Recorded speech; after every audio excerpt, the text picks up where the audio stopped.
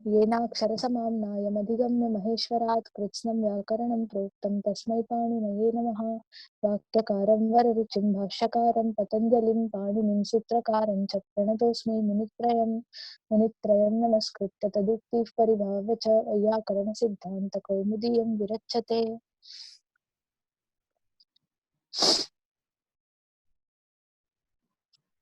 यः वयं बिल्लोकाभ्यश्चस्य लुक् इति सूत्रम् आरब्धवन्तः। तस्य सूत्रस्य किञ्चित् अल्पमात्रं विवरणम् अवशिष्टमस्ति। तद् कृत्वा वयं शैक्षिकप्रकरणं प्रति गच्छामः इति अद्यतनविषयः। तत्र बिल्लोकादिभ्यश्चस्य लुक् इति सूत्रे तत्र किं कृतं? तत्र सूत्रार्थः कः आसीत्? नडाद्यन्तर्गताः बिल्लोकादयः तेभ्यः छस्य लुक् तद्धिते परे इति सूत्रार्थः आसीत्। नडाद्यन्तर्गताः बिल्वकादयः नडाद्यन्तर्गताः बिल्वकादयः तेभ्यः यः छप्रत्ययः भवति तस्य छप्रत्ययस्य लुक् स्यात् तद्धिते परे इति अस्ति। तस्य विवरणं मया कृतं। तत्र बिल्वक इति शब्दस्य व्युत्पत्तिम् अपि अहं दर्शितवान्। तत्र बिल्वाः यस्यां सन्ति इति बिल् चतुरार्थिक छप् प्रत्ययः बिल्वकीय इति शब्दः तत्र बिल्वकीया इति भवति। बिल्वाः यस्यां सन्ति इति तत्र सा बिल्वकीया इति छप् प्रत्ययः तस्य आदेशः भूत्वा बिल्वकीया इति रूपम्। तर्हि बिल्वकीया इत्यत्र पुनः ततः किं भवति? बिल्वकीय इत्यत्र तस्मात् तत्र भवः इत्यर्थे बिल्वकीय शब्दात् तत्र भवः इत्यर्थे किं भवति इत्युक्तं तस्यां भवा इति। बिल्वकीया इति नगरी तत्र बिल्वकीयायां भवः इति भवाः इति बैल्वकाः इति शब्दः। बैल्वकाः इति शब्दः बैल्वकाः इति शब्दः कथं भवति? बिल्वकीयः शब्दः भवति। बिल्वकीय शब्दात् तत्र भव इत्यर्थे अण् प्रत्ययः भवति। तर्हि बिल्वकीय इति शब्दः बिल्वकीय शब्दात् अण् तत्र भवः इति। तर्हि बिल्वकीया अ तत्र बिल्वकीया अ इति भवति चेत् तत्र छ प्रत्ययस्य लुक् लोपः भवति। बिल्वकादिभ्यः छस्य लुक् इति सूत्रेण छ प्रत्ययस्य लुक् भवति। छस्य लुक् इत्युक्ते तत्र ईय इति अस्ति। इदानीं बिल्वकीय इति अस्ति। तर्हि बिल्वकीय इत्यत्र ईय इत्यस्य लोपः भवति। अर्थात् छ इत्युक्ते ईय, कारण छ प्रत्ययस्य ईय आदेशः जातः अस्ति पूर्वमेव। तर्हि छ प्रत्ययस्य लोपः इत्युक्ते ईय इत्यस्य लोपः इत्यर्थः। तर्हि किं भवति? पूर्ववत् बैल्वका इति अवशिष्यते। पुनः आण् प्रत्ययः अस्ति इति आदिवृद्धिः भवति, पुनः अकारलोपः भवति। तर्हि बैल्वक इति शब्दः भवति। बैल्वक तस्मात् पुनः बहुवचने जस् प्रत्यये पुनः प्रक्रियां कार्ये तत्र किं भवति? पुनः तत्र बैल्वकाः इति रूपं भवति। बैल्वकाः इति रूपं भवति। एवमेवं तस्मिन्नेव गणे अन्तर्भूतः अपरः शब्दः अस्ति वेत्र। वेत्रशब्दः तत्र वेत्रशब्दादपि एवमेव भवति। तत्र वैत्रकाः इति रूपं भवति। तत्रापि वेत्राणि सन्ति। वेत्राणि अस्यां सन्ति। वेत्राणि अस्यां सन्ति इत्यर्थे वेत्राः इति अस्ति। अत्र एकैकपुस्तके एकैकविवरणम् अस्ति। वेत्राः अस्यां सन्ति इति पुल्लिङ्गे इति अत्र अस्ति। यत्र टेक्स्ट् वयं PDF मध्ये वयं पठामः, परन्तु यत्र मुद्रित टेक्स्ट् मम हस्ते अस्ति तत्र तु वेत्राणि सन्ति इति अस्ति।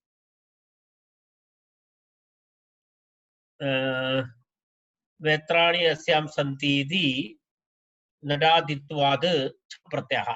नडादित्वात् नडादिभ्यः छ इति सूत्रेण छ प्रत्ययः अनन्तरं प्रकृतेः कुक् आगमः तर्हि तत्र वेत्रकीया इति शब्दः भवति वेत्रकीया इति प्रथमं रूपं च प्रत्ययस्य ई आदेशः वेत्रकीया इति रूपं भवति च प्रत्ययस्य ई आदेशः भवति तर्हि तत्र एवं भवति वेत्रकीया तस्मात् तत्र भव इत्यर्थे अण् प्रत्ययः तत्र भवः इति अण् प्रत्ययः तत्र भवः इत्यर्थे अण् प्रत्ययः भवति अण् प्रत्ययः भवति चेत् तत्र किं भवति छ प्रत्ययस्य पुनः अनेन सूत्रेण लुक् लोपः तर्हि वैत्रक वैत्रक इति शब्दः भवति आदिवृद्धिः भवति अण् प्रत्ययः अस्ति खलु अण् प्रत्ययः अस्ति इति कृत्वा आदिवृद्धिः भवति तत्र वैत्रकाः इति शब्दः भवति यदा बैल्वकाः इव अत्र वैत्रकाः छ प्रत्ययस्य लुक् लोपः च प्रत्ययस्य लुक् लोपः इत्युक्ते तत्र वस्तुतः कस्य लोपः भवति ईय इत्यस्य लोपः भवति प्रत्यक्षतया तत्र ई अस्ति तस्य लोपः भवति तर्हि तत्र पुनः वैत्रकाः इति तत्र एकः विषयः अस्ति एकं दलप्रयोजनं तत्र प्रतिपादयति छस्य किम् इति छस्य किम् इति अस्ति तत्र छस्य इति किमर्थम् उक्तम् इति उक्तं कारणं तत्र एकः विषयः अस्ति अत्र छ प्रत्ययेन सह कुकागमः अपि अस्ति नडादीनाम् इति सूत्रेण वस्तुतः अत्र नडादीनाम् इति नडादीनाम् इति सूत्रेण अत्र छ प्रत्ययः अपि भवति कुक् आगमः अपि भवति उभयमपि भवति तत्र एकः नियमः इतः पूर्वमपि वयं पठितवन्तः सहचरितः अस्ति सहचारी भावः अस्ति कुक् आगमस्य छ प्रत्ययेन सह तत्र सन्नियोगशिष्टानां सह वा प्रवृत्ति सह वा निवृत्ति इति नियमः तर्हि सन्नियोगः अस्ति छ प्रत्ययः कुक् आगमः च छ प्रत्ययेन सह सहचारी अस्ति कुक् आगमः तत्र छ प्रत्ययस्य यदि अन्यथा केवलं प्रत्ययस्य लुक् इति वदति चेत् तत्र एतेन साहचर्यभावेन तत्र सन्नियोगशिष्टानां सह वा प्रवृत्ति सह वा निवृत्ति इत्यनेन कारणेन तत्र छ प्रत्ययेन सह कुक् आगमस्यापि लुक् लोपः भवितुम् अर्हति स्म तर्हि तस्य वस्तुतः मा भवतु इति तदा केवलं छ प्रत्ययस्य लुक् भवेत् कुक् आगमस्य लुक् न भवेत् इति दर्शयितुं तत्र कर्तुम् आचार्यः तत्र किं कृतवान् तत्र छस्य इति शब्दस्य समावेशः कृतः तत्र अर्थात् केवलं ईय इति भागस्यैव तत्र किं भवति लुक् लोपः भवति तत्र कुक् आगमः यथा पूर्वं तत्रैव भवति इति तदेव छस्य किं छ मात्रस्य लुक् यथा स्यात् कुकः निवृत्तिः मा भूत् कुकः निवृत्तिः मा भूत् सह वा प्रवृत्ति सहैव अभवत् छ इत्यनेन सह कुक् आगमः अपि आगतः नडादीनाम् इति सूत्रेण तर्हि तस्य सह प्रवृत्ति अभवत् तस्य सह निवृत्ति न भवेत् इति कृत्वा संयोगशिष्टानां सह वा प्रवृत्ति सह वा निवृत्ति इति न्यायेन तत्र कुकागमस्यापि निवृत्तिः मा भूत् इति कृत्वा आचार्यः तत्र छ प्रत्ययस्य तत्र छस्य इति विवरणं कृतवान् इति तस्य आशयः इति अन्यथा संयोगशिष्टानां सह वा प्रवृत्ति सह वा निवृत्ति इति परिभाषानुसारं कुकपि निवर्तेत इति उक्तम् लुग्रहणं सर्वलोपार्थम् इति अस्ति लुग्रहणं किमर्थम् उक्तम् इति तत्र लुक् प्रत्ययेन तत्र वस्तुतः लोपः इति अनुवृत्त्यापि कार्यं कर्तुं शक्यमासीत् तत्र ठे लोपो अकद्रुर्वाः इति सूत्रमस्ति किं सूत्रमस्ति तत्र पार्श्वे एकं सूत्रमस्ति तदस्ति ठे ठे लोपो अकद्रुवाः इति तत्र एकं सूत्रमस्ति तर्हि तस्मात् सूत्रात् लोपः इति अनुवृत्त्यैव सिद्धे लुग्रहणं किमर्थम् इति प्रश्नः लुग्रहणं किमर्थं कृतमत्र लुक् लोपः इति किमर्थम् केवलं लोपः इति अनुवृत्ते लोपः भवति स्म। ननु ठे लोपो अकद्वाः इति अतः लोपः इति अनुवृत्तैव सिद्धे लुग्रहणं किमर्थम् इत्यत आह लुग्रहणं सर्वलोपार्थमिति इति। लुग्रहणं किमर्थम् उक्तं तत्र तस्य उत्तरमस्ति लुक्पदेन तत्र किं भवति समग्रप्रत्ययस्य लोपः भवति इत्यर्थः। अन्यथा किं भवति तत्र एव नियमः अस्ति यदि अन्यथा एवं वयं कुर्मः चेत् यदा अनुवर्तमानलोपशब्देन वयं तत् कार्यं कुर्मः तर्हि तत्र सूर्यतिष्य अगस्य मत्सानां य उपधायाः इति सूत्रेण य उपधायाः इत्यस्यापि अनुवृत्ति तत्र भवति। तेन किं भवति उपधाभूतस्य केवल यकारस्य लोपः भवति तत्र इति। तत्र य इत्यस्यापि अनुवृत्ति तेन सह भवति। केन सूर्यतिष्यागस्य मत्स्यानां य उपधायाः इति। कारण ठे लोपो अकद्रुवा इति सूत्रे एतस्यापि अनुवृत्तिः अस्ति। तर्हि सा अनुवृत्तिः अत्रापि अग्रे आगच्छेत्। तर्हि एवं भवति चेत् किं भवति या इति उपधायाः एव लोपः भवति। वेत्रकीयः इति या इत्यस्य बिल्वकीय इत्यत्र यकारस्य लोपः भवेत्, अन्यलोपः न भवेत् इति आशयः। तदेव तत्र किम् उक्तं लोपो हि यमात्रस्य स्यात् इत्यर्थः। तत् लोपो हि मनोरमायां पश्यतु लोपो हि यमात्रस्य स्यात्। तत्र पश्यतु लुग्रहणं सर्वलोपार्थमिति अर्थात् य इति पूर्णलोपार्थमस्ति तत्र लुक् ग्रहणं। लोपग्रहणं करोति चेत् तत्र य उपधायाः इत्यस्यापि तत्र अनुवृत्तिः भवति। तद् अनुवृत्तिः भवति चेत् केवलं यकारमात्रस्य लोपः भवति इति आशयः। प्रत्ययादर्शने सेव लुक् शब्दार्थत्वात् प्रत्ययस्यैव लोपः भवति। अत्र लुक् लोपः नाम प्रत्ययस्यैव लोपः भवति। तेन किं भवति लुक् शब्दार्थत्वात् किं भवति कृत्स्नस्य ईयस्य लोपः लभ्यते इति भावः। कृत्स्नस्य पूर्णस्य ईयस्य लोपः लभ्यते इति भावः। लोपविधौ तु नैवं लभ्यते इत्याह। अगर यदि लोपविधिं कुर्मः वयं लुक् न लोपं कुर्मः साक्षात् तर्हि तत्र एवं न लभ्यते इति लोपो हीति।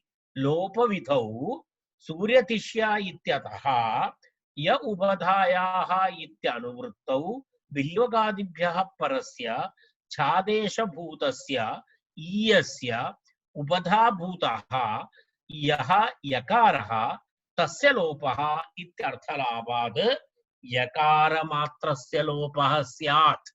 य उपधायाः इति अननुवर्तो तर्हि एवं यदि भवन्तः वदन्ति मास्तु य उपधायाः इत्यस्य अनुवृत्तिं वयं न कुर्मः तत्र का हानिः?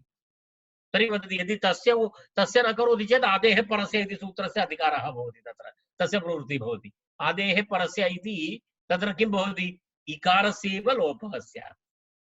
य उपधायाः इति भवति चेत् यकारस्य लोपः भवति। आदेः परस्य इति करोति चेत् भवति चेत् ईकारस्य लोपः भवति। तर्हि उभयत्रापि समस्या अस्ति लोप अनुवृत्तौ। तेन कारणेन लोपः इति अनुवृत्तिं न कृत्वा अकृत्वा तत्र लुक् लोपः कृतः आचार्येण। तेन सम्पूर्णस्य प्रत्ययस्य लुक् लोपः भवति इति आशयः। इति तद्धिते चातुरर्थिकप्रकरणं समाप्तम्।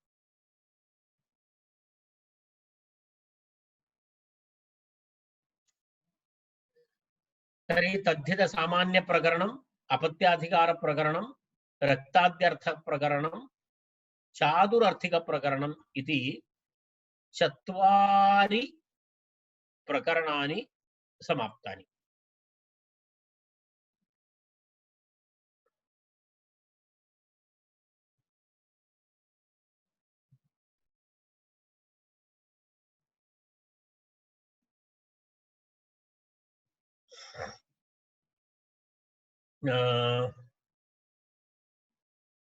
एवं कुर्मः वयम्।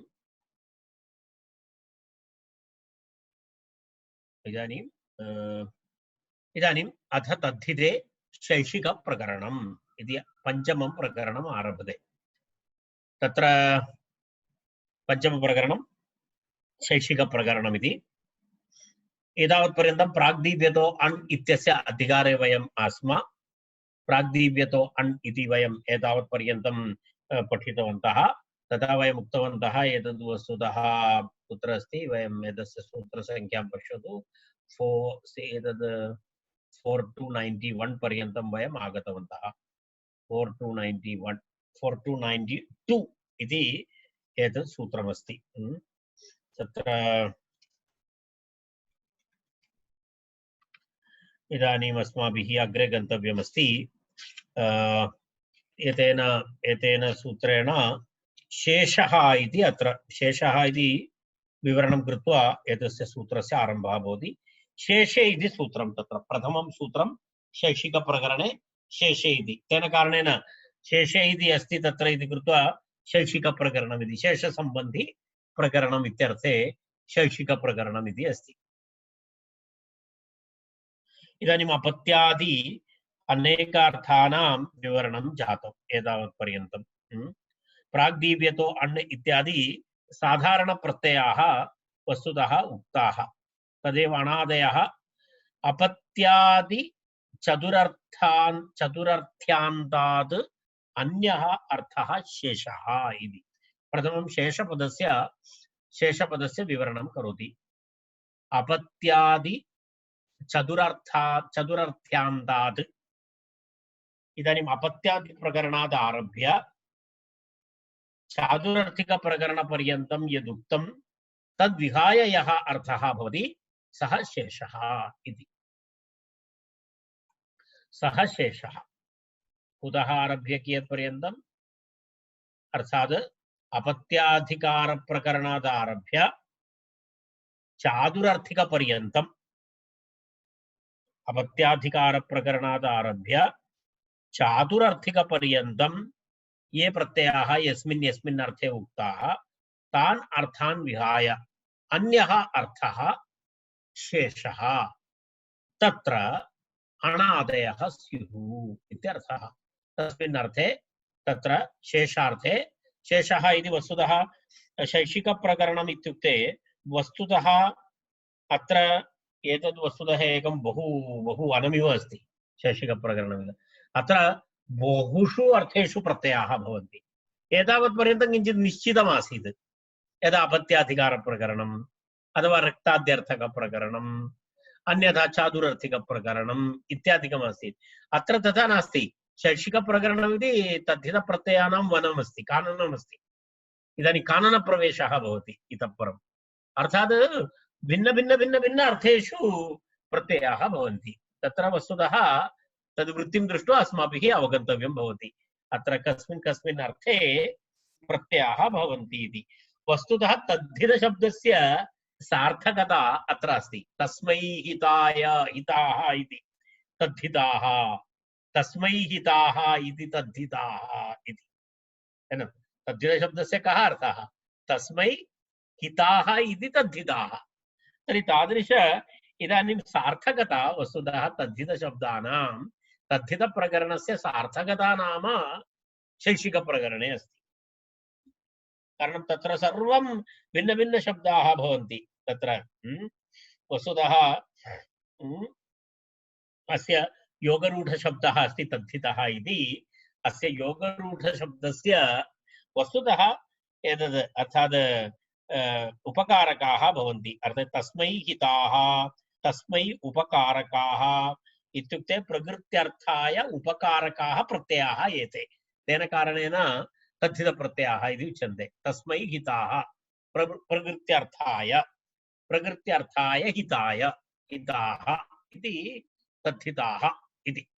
तर्हि तत्र अत्र एवं भवति, विशेषणवाची शब्दानां संज्ञावाची शब्दानां रचनायै वस्तुतः तद्धितप्रत्ययानां सार्थकता भवति।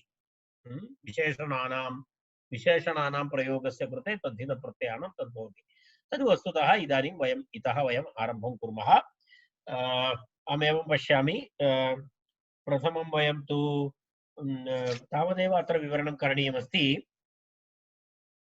एतस्य सूत्रस्य एकम् अपरं महत्त्वं नाम एतत् सूत्रं लक्षणसूत्रमपि अस्ति, अनन्तरं विधिसूत्रमपि अस्ति। तेन अधिकारः एकया दृष्ट्या अधिकारसूत्रमपि अस्ति, शेष इति अधिकारः, शेष इति अधिकारः। तेन अधिकारः इति कृत्वा अग्रे कियत्पर्यन्तं तस्यावत्यन्तः आरभ्य इदानीं पर्यन्तं वयं चातुरर्थिकपर्यन्तम् एतत् पठितवन्तः। इदानीं शेषे इत्यारभ्य तस्य विकारः इति सूत्रपर्यन्तं, तस्य विकारः इति सूत्रपर्यन्तं 43134 अर्थात् तस्य पूर्वसूत्रपर्यन्तम् अतः इत्युक्ते 43133 पर्यन्तम् इदानीं किं भवति, एतस्य अधिकारः भवति 92 तः आरभ्य चतुर्थाध्यायस्य द्वितीयपादस्य किं भवति, तत्र 92तमसूत्रमस्ति एतत्। एतस्मात् सूत्रात् आरभ्य एक अध्यायं पूर्णमस्ति, चतुर्थाध्यायस्य तृतीयपादस्य पादं पूर्णं पादस्य 34+100 तावत्पर्यन्तं वस्तुतः तस्य पूर्वतनसूत्रपर्यन्तं तत्र अस्ति। आधर्वणिकस्य इकलोपश्च इति सूत्रम्, आधर्वणिकस्येकलोपश्च इति सूत्रमस्ति। आधर्वणिकस्येकलोपश्च इति सूत्रपर्यन्तं शेष इति अधिकारः। लक्षणत्वमपि अस्ति, तत्र लक्षणसूत्रमपि अस्ति, कारणं शेषलक्षणमपि प्रतिपादयति अत्र। शेषशब्दस्य कः अर्थः, किं लक्षणं शेषशब्दस्य? अपत्यादि चतुरर्थ्यान्तात् अन्यः अर्थः शेषः इति शेषलक्षणमपि अत्र प्रतिपादयति। तेन सह इदं सूत्रम् अधिकारसूत्रमपि अस्ति। तेन एतस्य सूत्रस्य द्विधा एवमस्ति। एतस्य विषये द्विरूपता अस्ति, नाम लक्षणसूत्रत्वं तथा अधिकारसूत्रत्वं च एतस्य सूत्रस्य वैशिष्ट्यम् इति शेषे इति सूत्रस्य।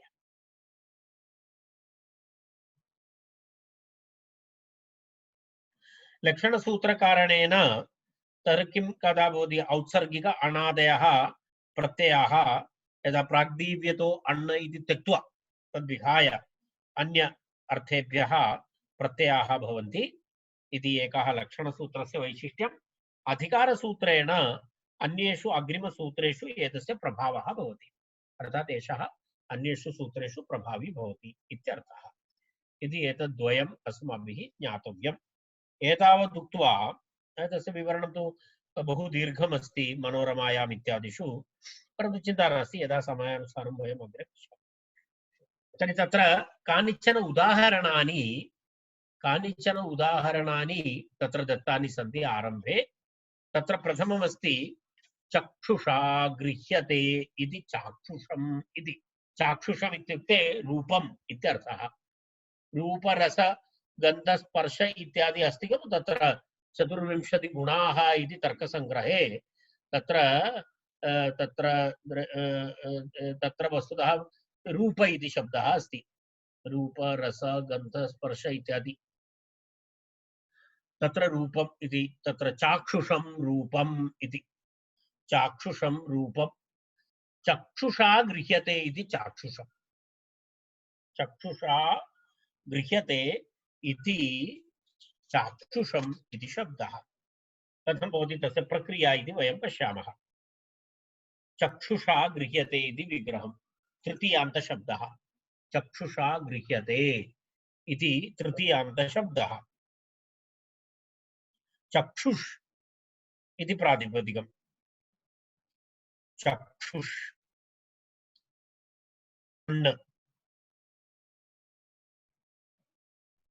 चक्षुषा गृह्यते इत्यर्थे अण् प्रत्ययः भवति।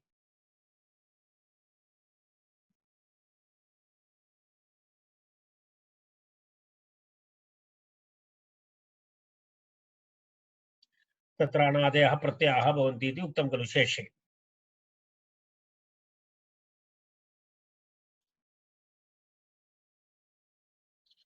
तदनन्तरं किम् उक्तम्? अण् प्रत्ययः भवति।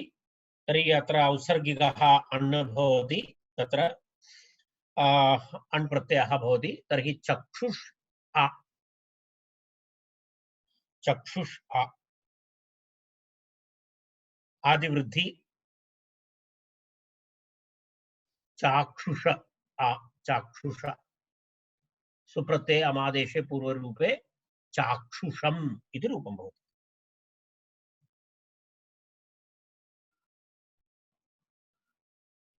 चक्षुषा गृह्यते इत्यर्थे शेषे इति अण् प्रत्ययः। पुनः किमस्ति? अग्रिमं रूपं किमस्ति? श्रावणः शब्दः। श्रावणः इति शब्दः, श्रावणः इत्युक्ते शब्दः। कथं भवति? श्रावणः श्रवणेन गृह्यते इति। चक्षुषा गृह्यते इति चाक्षुषम्, श्रवणेन गृह्यते इति श्रावणः। श्रावणः इत्युक्ते शब्दः, श्रावणः इत्युक्ते शब्दः। श्रावणमासः नास्ति, श्रावणः इति श्रावणमासः इति नास्ति, श्रावणः इति शब्दः। किमर्थं शब्दः? श्रवणेन गृह्यते इति, श्रवणेन गृह्यते। तर्हि कथं भवति? श्रवणशब्दः, श्रवणशब्दात् अण् प्रत्ययः, श्रवणशब्दात् अण् प्रत्ययः किं भवति? अण् सामान्यं, तत्र किमपि नास्ति। आदिवृद्धि श्रावण, श्रावण अ, यस्य इति चेत् अकारलोपः, श्रावण सुप्रत्यय विसर्गे श्रावणः। श्रावणः नाम, श्रावणः नाम शब्दः इत्यर्थः। चाक्षुषं नाम रूपम् इत्यर्थः। औपनिषदः पुरुषः। ये वेदान्तादिकं पठन्ति ते जानन्ति, तत्र सर्वदा भवति कश्चन पुरुषः अस्ति, विशिष्टः पुरुषः। औपनिषदः पुरुषः इति, इत्युक्ते उपनिषत्सु यस्य पुरुषस्य वर्णनं करोति, अस्माकं सामान्यपुरुषः नास्ति। उपनिषत्सु, उपनिषत्सु उपनिषद्भिः, उपनिषत्सु न, तत्र तृतीया भवति, उपनिषद्भिः प्रतिपादितः पुरुषः इति। उपनिषद्भिः प्रतिपादितः पुरुषः औपनिषदः पुरुषः इति। यदा वेदान्तशास्त्रेषु उपनिषद् इत्यादिषु एवं यः, यस्य पुरुषस्य विवरणमस्ति, सः पुरुषः प्रकृति इत्यादि प्रकृतिपुरुषवर्णनादिकमस्ति तत्र यदा उपनिषत्सु। तर्हि उपनिषत् इति शब्दः, उपनिषत्। तर्हि उपनिषद्भिः प्रतिपादितः पुरुषः इत्यर्थे उपनिषत् शब्दात् अण् प्रत्ययः, अण् प्रत्ययः आदिवृद्धि। उपनिषत् किं भवति? औपनिषत् भवति, औपनिषत् औपनिषद, औपनिषदः पुरुषः इति भवति, औपनिषत्।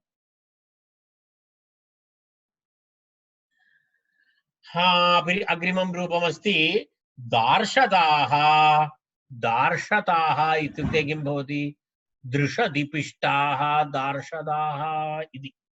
दृशदिपृष्टाः, दृशद् इति किमस्ति?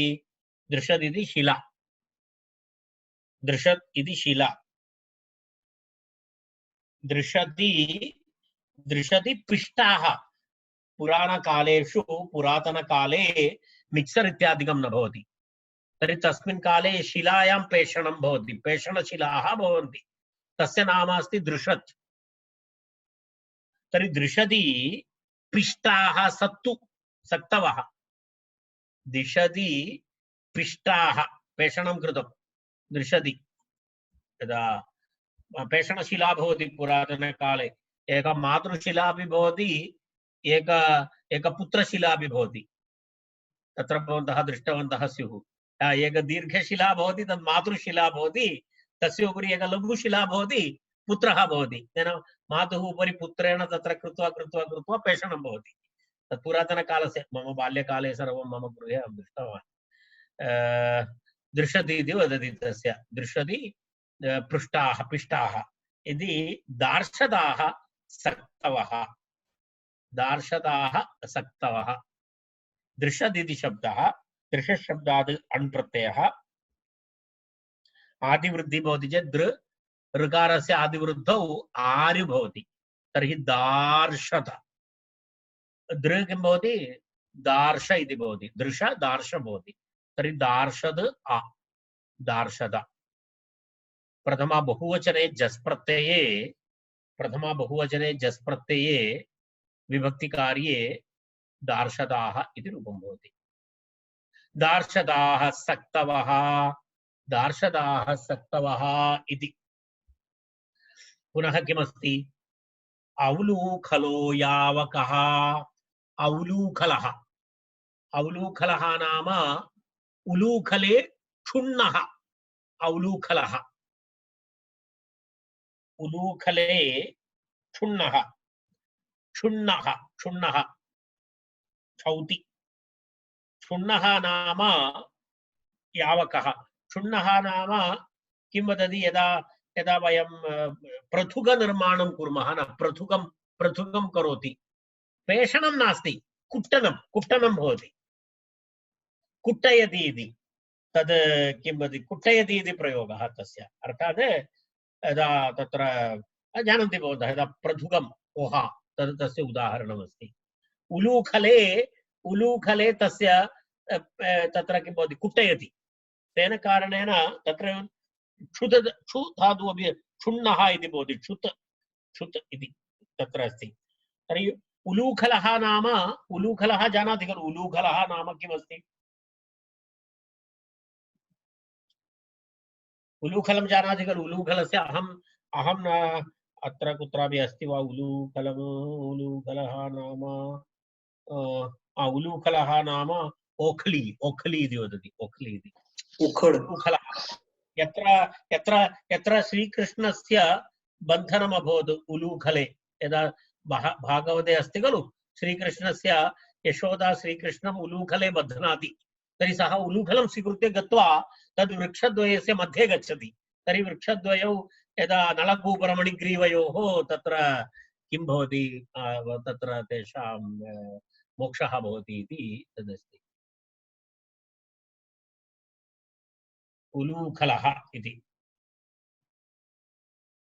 उलूखलः इति अस्ति तत्र उलूखलः तर्हि उलूखले क्षुण्णः उलूखले क्षुण्णः इति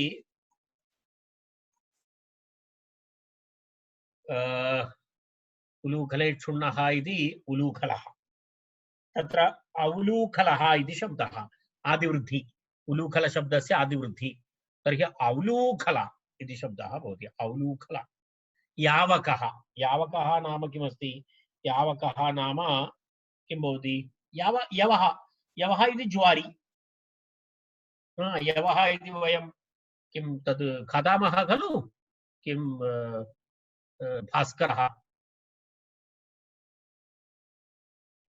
तद् किमस्ति खलु भास्करः इति भाकर् तत्र यवः ज्वारि इति वदति तद् यवः अस्तु तर्हि तत्र अभवत् किं जौ इति अस्तु औलूखलः इति अभवत् पुनः अग्रिमः शब्दः अश्वैः उह्यते आश्वः रथः अश्वैः उह्यते इति आश्वः रथः उह्यते वहति अश्वैः उह्यते इति अश्वशब्दः रथः रथं कः वहति अश्वः वहति अश्वाः वहन्ति दन अश्वैः उह्यते इति आश्वः कस्य विशेषणं रथस्य विशेषणं रथः। आदिवृद्धि अश्व, आदिवृद्धि आश्व अण यस्येति च इति अकारलोपः अश्व यस् ऋतु विसर्गे। इदानीं यस्मिन् शकटे चत्वारि यदा किं वदति चतुर्भिः उह्यते इति चतुरं चातुरं शकटं। चतुर्भिः उह्यते इति चातुरम् इति शब्दः शकटं चातुरं शकटं। चतुर्भिः उह्यते इत्युक्ते कः अर्थः?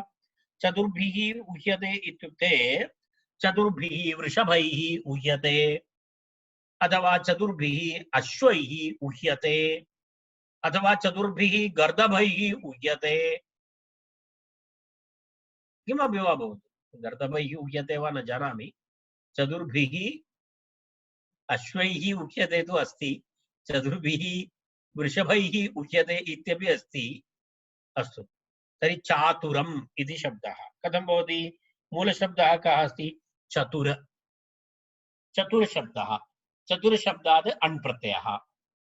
चतुर्शब्दः, चतुर्शब्दात् अण् प्रत्ययः।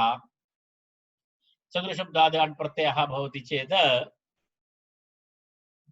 तत्र आदिवृद्धि आदिवृद्धि भवति चातुर अ चातुर चातुर इति भवति। सुप्रत्ययामादेशे पूर्वरूपे चातुरम् इति अस्ति। चातुर्दशम् इति कश्चन शब्दः। चातुर्दशम्, चतुर्दश्यां रात्रौ यः रक्षः दृश्यते सः चातुर्दशं रक्षः। चातुर्दशं रक्षः इत्युक्ते